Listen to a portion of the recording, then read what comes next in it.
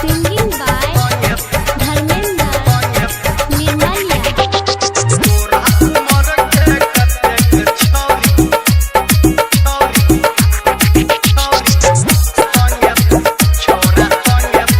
हेगे पतली कमरिया बाली उमरिया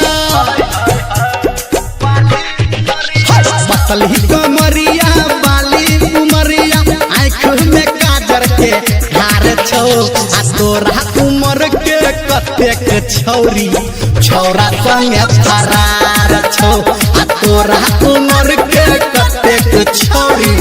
छौरा संगे फरार छो हेगे पतली कमरिया आ तोरा उमर के कतेक छौरी छौरा संगे फरार छौ आ तोरा उमर के कतेक छौरी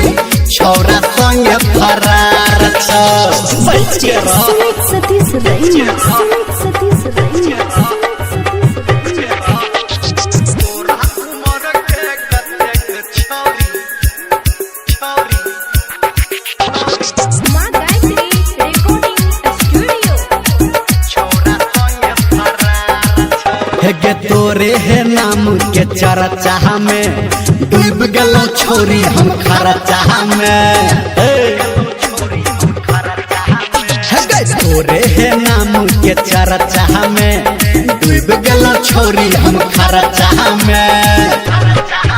हेगे घूमने डगरिया एना गे गोरिया झटुले उभरल जो गार छो आ तोरा उमर के कतेक छौरी छौरा संगे फरार छौ आ तोरा उमर के कतेक छौरी छौरा संगे फरार छौ दू महीना करबी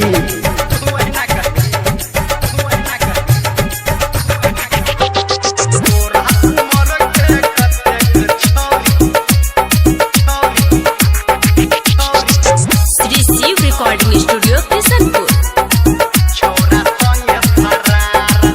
हेगे बोली बजे छपर भैर गर गे लगे जवानी कर गर गे बोली बजे छपर भैर गर गे लगे जवानी भैर गर गे हेगे कहू रमलिया एहन बेरिया केकरा से तोरा प्यार छो आ तोरा उमर के कतेक छोरी छौरा संगे फरार छौ आ तोरा उमर के कतेक छौरी छौरा संगे फरार छौ पतली कमरिया बाली उमरिया आँख में काजर के धार छौ आ तोरा उमर के कतेक छौरी